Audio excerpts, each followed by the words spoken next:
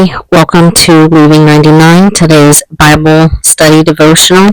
I wanted to read from Luke chapter 11, verses 5 through 10. Then he said to them, "Suppose one of you has a friend, and he goes to him at midnight and says, 'Friend, lend me 3 loaves of bread, because a friend of mine on a journey has come to me, and I have nothing to set before him.' Then the one inside answers, 'Don't bother me. The door is already locked, and my children are with me in bed. I can't get up and give you anything.' I tell you, though he will not get up and give him the bread because he is his friend, yet because of the man's boldness he will get up and give him as much as he needs. So I say to you, ask and it will be given to you. Seek and you will find. Knock and the door will be opened to you. For everyone who asks receives. He who seeks finds, and to him who knocks the door will be open."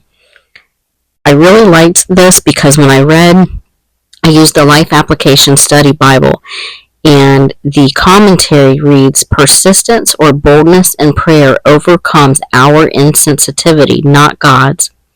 To practice persistence does more to change our hearts and minds than His, and it helps us understand and express the intensity of our need. Persistence in prayer helps us recognize God's work. And oftentimes I feel like I don't have the persistence. If something I want isn't answered right away, I may not necessarily stick with it and just think, oh, well, I'm not supposed to have it, and move on, when all along it very well could have been God's will and plan, but I wasn't persistent. I didn't have the faith to boldly, persistently ask God for it. And then I was reminded earlier in the week, I had a different Bible study that struck out at me, and I was reminded of it. And it is the parable in Matthew 9, verses 27 through 31. And in that story, there are 2 blind men who are following Jesus, and they just keep calling out, "Have mercy on us, Son of David." And Jesus just kind of lets them do this. And then finally, Jesus goes into a house, and these blind men follow him into this house. And finally, they have Jesus's attention. And he says, "Do you believe that I am able to do this?"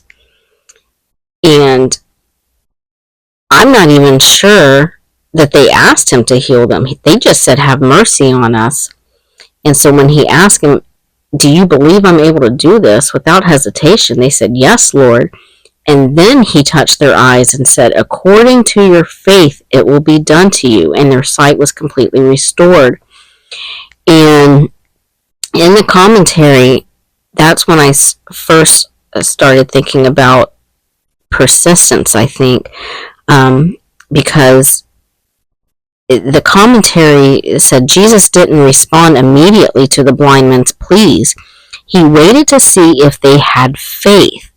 Not everyone who says he wants help really believes God can help him.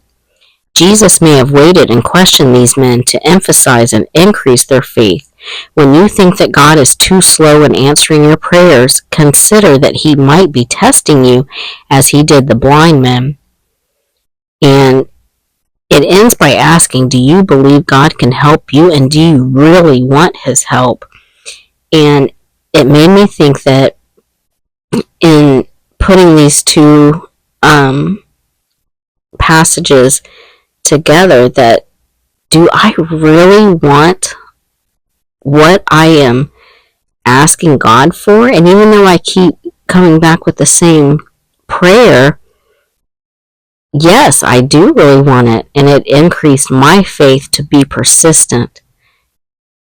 And I will do that. I will be persistent, because if it's something that I believe is God's will and plan, then it is worth basically bugging God about to where he gets up and says, "I will do this for you because of your boldness."